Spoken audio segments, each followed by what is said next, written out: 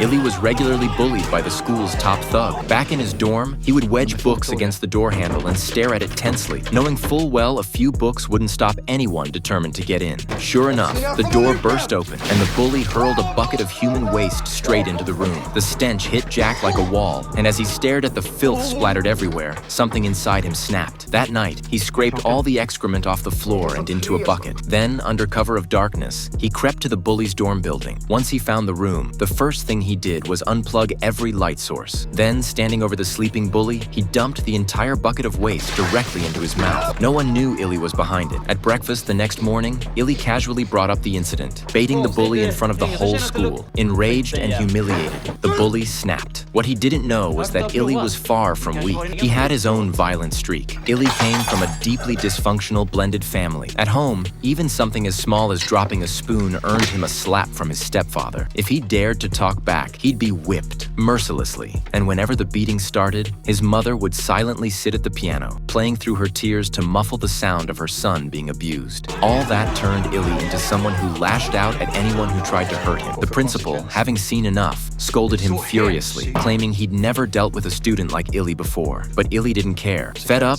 and angry, the principal decided to expel him and warned that no other school would accept someone like him. Desperate, Illy's mother secretly sold her most cherished painting, hiding it from her husband, and asked a lawyer friend to help get Illy into an elite private school. She told him this was his last chance and begged him to learn self-restraint. For a moment, it seemed like he might get a fresh start, but it didn't last. At the new school, students were ranked by hierarchy. Seniors made the rules, with the student council holding all the power. Underclassmen like Illy were expected to obey without question. One day during lunch, a student cursed out loud. The vice president of the student council called him out, ordering him to come forward. He calmly wiped his utensils, and then suddenly smashed them against that student's head. The student council president watched silently as if to say, "This is how things work here. Things work."